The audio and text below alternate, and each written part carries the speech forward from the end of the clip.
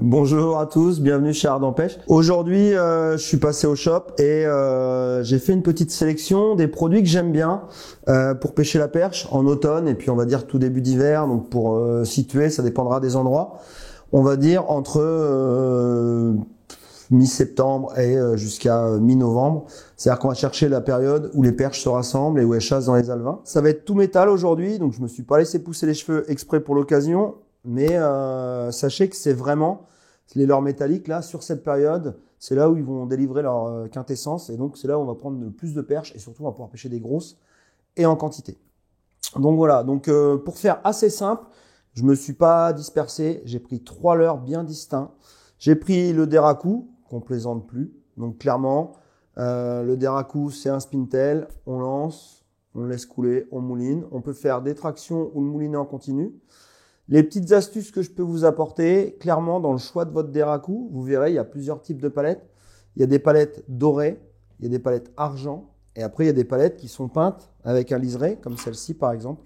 Et donc la spécificité, on va se servir des palettes peintes, notamment quand on a de l'eau trouble ou si on a vraiment des belles densités de poissons et qu'on veut trier un petit peu, ça va gonfler le volume du leurre. Petite aparté, par contre quand elles sont peintes, elles attirent aussi beaucoup les brocs. Donc à vous de voir. Si vous n'avez pas de bas de ligne, je vous déconseille fortement les palettes peintes. Par contre, c'est vrai que certains jours, notamment quand il y a peu de lumière ou le soir, là, ça fait une belle différence. Donc, vous alternerez palette argent, doré ou peinte en fonction des conditions. Vous verrez, il y en a toujours une qui sortira du lot, notamment pour faire un peu plus de poissons ou des plus grosses. La petite astuce que je peux vous livrer au Deraku pour faire du poisson, notamment quand c'est dur. La première, c'est de pas ferrer comme une brute chaque fois que vous avez les touches. Ça, c'est vraiment la base. On va prendre des cannes douces. On le verra tout à l'heure. Mais donc quand on mouline en continu, on sent les poissons régulièrement, ils viennent taper dans la palette. Faut pas s'affoler, faut attendre de sentir le poids. Et quand on sent le poids, seulement là, on va tirer en arrière sur la canne pour prendre le poisson. Mais c'est pas un ferrage énergique, c'est pas un ferrage ample, il n'y a pas besoin. On a juste à lever en douceur. Et la petite astuce pour quand c'est vraiment dur, si vous voulez vraiment faire la pige à votre collègue qui est à côté et qui n'a pas eu l'info, quand le Deraku il redescend, surtout, vous ne l'accompagnez pas, vous le tirez un peu en arrière. C'est-à-dire que vous allez tirer votre canne un petit peu et en fait, vous allez ralentir la vitesse de rotation du moulinet à ce moment-là. Et ce qui va se passer, c'est que la palette, elle va commencer à décrocher à peine et c'est à ce moment-là où vous allez prendre les poissons les plus difficiles. Donc ça, c'est une petite astuce pour le Deraku. On change les couleurs et surtout, quand on le laisse redescendre, on tire. Vous allez voir, c'est contre-intuitif totalement. Donc ça demande c'est un petit exercice, mais par contre, ça vous rapportera beaucoup, beaucoup de poissons. D'accord? Donc voilà pour ma sélection de Deraku. Après, au niveau des couleurs, sincèrement, Aggressive Perche, Crazy Pike, elles marchent toutes. C'est vraiment, si vous pêchez des eaux claires avec vraiment des herbiers, les coloris bluegill, avec les palettes argent, les dos verts, là, vont vraiment faire la différence. Dès que vous allez avoir des eaux un peu acides, les palettes dorées seront meilleures. Mais dans l'ensemble, c'est bien d'avoir un petit panel et de chercher ce qu'il va falloir chercher après au niveau des grammages, parce qu'il y a plusieurs grammages. Il y a des journées où il faut pêcher léger, notamment quand il n'y a pas d'eau. On va dire en dessous de 3-4 mètres, j'ai pêché 7 ou 10 grammes. Chercher à pêcher lentement.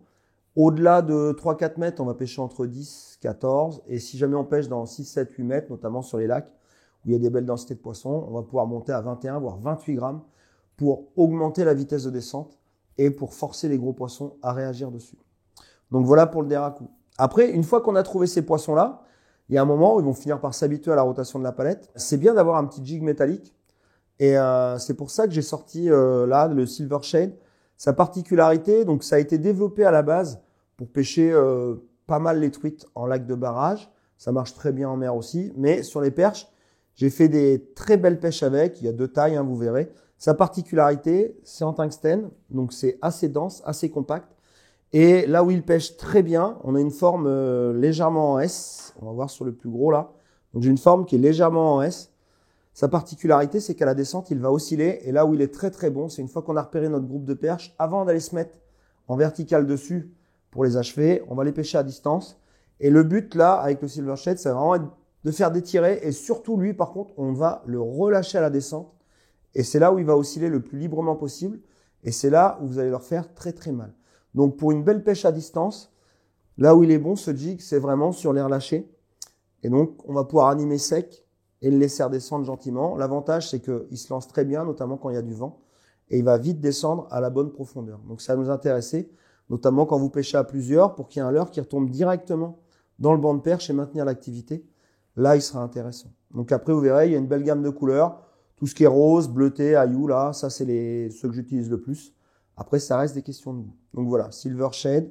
Quand il faut pêcher un petit peu loin, un petit peu vite, et surtout, on anime et on le laisse redescendre tout seul, bannière à peine tendue. Et une fois qu'on a trouvé notre groupe de perches, si jamais on est en bateau ou en flotte, une des valeurs sûres, qui n'est pas nouveau du tout, hein, le Micro Slow Lazy Jig, là, sa particularité, une face plate et une face bombée. Donc lui, on va pouvoir aller sur les poissons, faire des lancers relativement courts, et par contre, on va l'animer assez sec. Et là, à contrario du Silver Shade, on va chercher à le retenir à la descente. Ça va éviter qu'il boucle et ça va permettre justement de bien sentir les touches. En sachant que régulièrement, avec mes Slow Lazy Jig, là, je pêche quasiment à l'arrêt. C'est-à-dire que je fais juste une ou deux animations sèches et je le stoppe en le tenant suspendu 4-5 cm au-dessus du fond. Et c'est là où souvent je vais faire mes plus jolis poissons. C'est pas parce que c'est des leurres denses qu'il faut pas hésiter, dans un cas comme dans l'autre, que ce soit Deraku, Silver Shade ou Slow Lazy Jig, à le poser sur le fond. Vous verrez sur les belles perches, il y a des journées où ça ramasse très très bien sur le fond.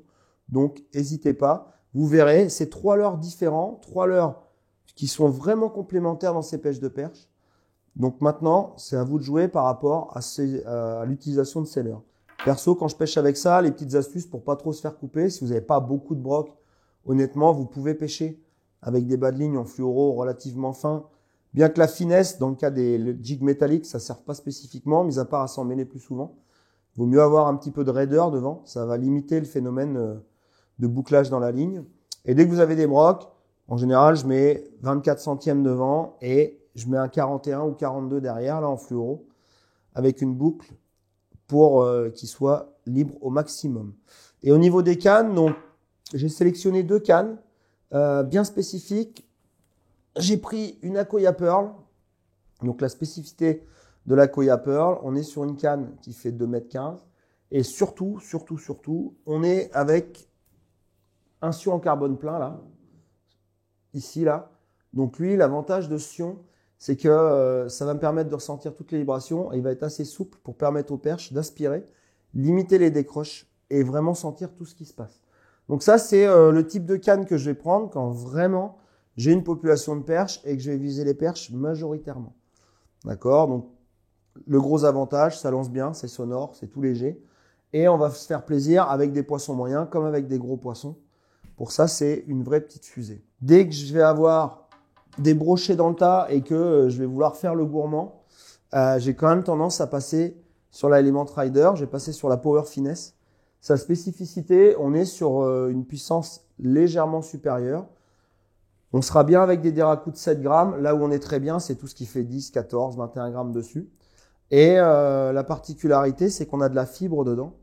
Et donc, ça me permet d'avoir une canne qui est plus conique que l'Akoya Pearl, qui va être plus parabolique sur mes pêches de broc. Mais le fait qu'elle soit plus conique, ça fait que sans avoir à faire effort, je vais assez vite rentrer dans le blanc, notamment quand j'ai des beaux poissons au niveau des brochets qui prennent.